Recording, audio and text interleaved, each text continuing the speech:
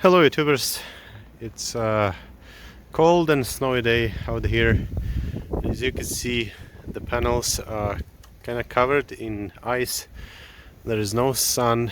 The other side of array on the east side of the garage is covered with snow.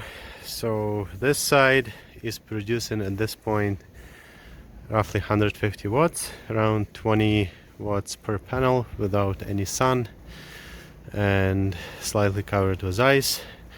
So today I would like to show you how the wiring was done, how it was connected to the grid.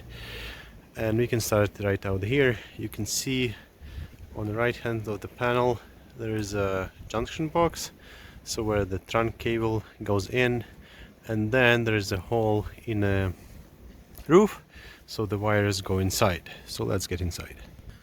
Alright, so the inside is not finished yet, so that's why we decided to go straight inside under the roof.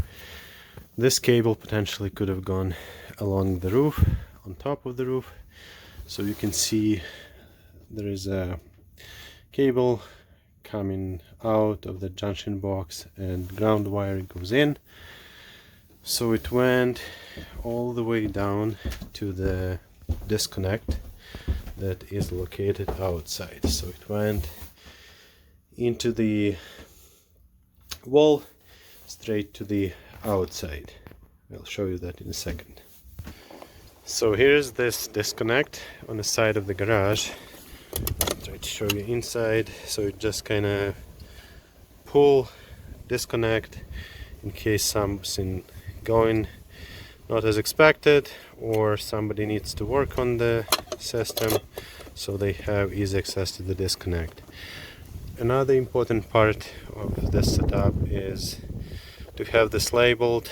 So basically every panel, every sub panel in a house must have this 2 source of power label, and then it says that this is utility disconnect.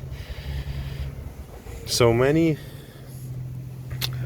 companies would prefer easy way, and they would like to go directly off the panel where the wires are going into, and in my case it would be just over here, just on the front side of the garage.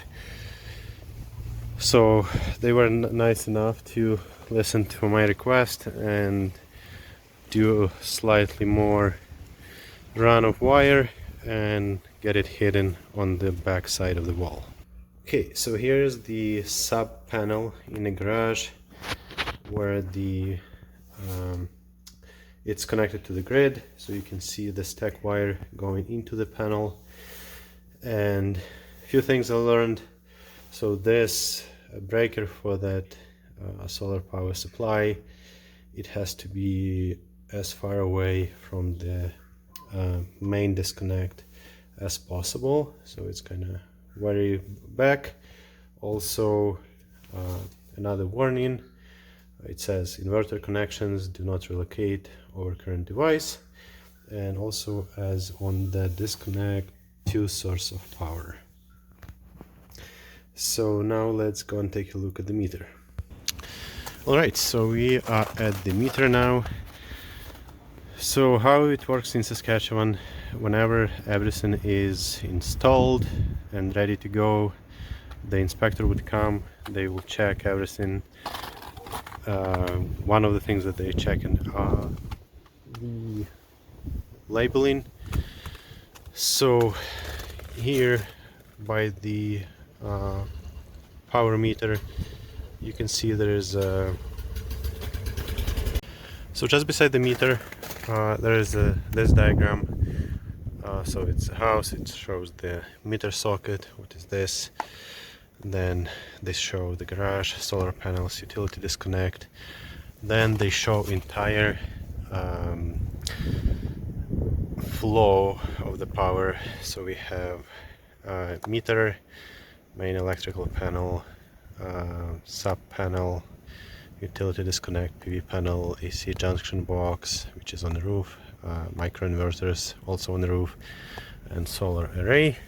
Also they say it's 240 volts AC, operating current 25 amps, also to source of power, and when the first inspection is passed, they give this NAG inspection complete.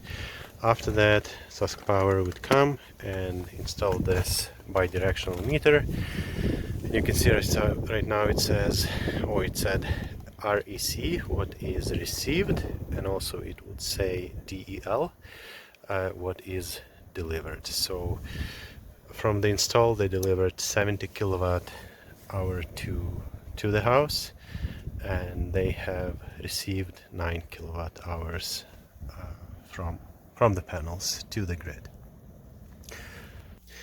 One more thing I should mention, what inspector is checking when this first inspection is happening. So first thing, that the wire gauge, so for 5.5 kilowatt hour it's gauge 10 and it's 30 amps, double breaker. We have two phases basically, and that's pretty much it in terms of grid connection. Thanks for watching. Please like and subscribe, and as always, be solar and have a sunny day.